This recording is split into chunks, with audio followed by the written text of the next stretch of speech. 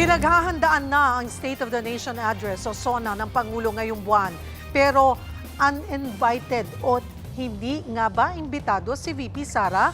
Alamin ang sagot ng Malacanang sa Frontline Report ni Mon Gualvez.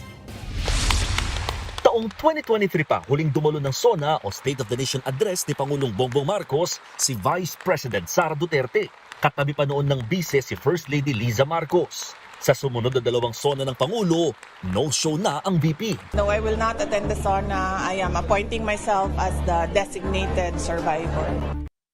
Noong 2024, naging kontrobersyal ang pahayag ng bise nang sinabing hindi siya dadalo at itinatalaga nito ang sarili bilang designated survivor. Sa ibang bansa, yan ang hahaliling leader sakaling may mangyaring malaking sakuna na ikamatay ng iba pang matataas na opisyal na nasa iisang lugar. Absent din ng bise sa SONA ng Pangulo noong nakaraang taon. Kaya nang matanong ang palasyo kung uninvited o hindi na ba iimbitahan ng bise sa SONA ngayong 2026, sagot ng Malacanang, wala sa Pangulo ang desisyon.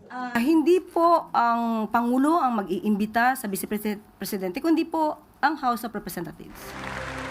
Ayon sa palasyo, tinatapos na raw ng Pangulo ang kanyang magiging talumpati.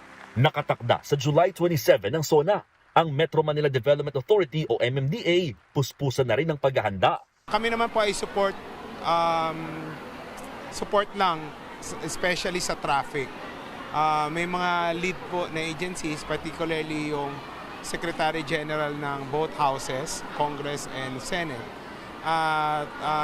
Yung protocol po ng Malacanang na amin pong sinusunod.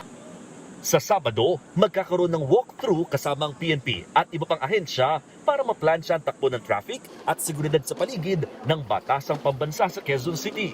Tinatayang nasa 1,500 na enforcers ang ide-deploy sa araw ng SONA. Magbubukas ng zipper lane para sa mga motorista at eksklusibong lane para sa mga dadalo. Hindi rin isususpindi ang number coding. Nagbabalita mula sa Frontline, Mon Gualvez, News 5. Mga kapatid, Cheryl Cosing po. Maging maalam at may pakialam sa mga napapanahong issue at headlines. Mag-follow at mag-subscribe na sa social media pages ng News 5.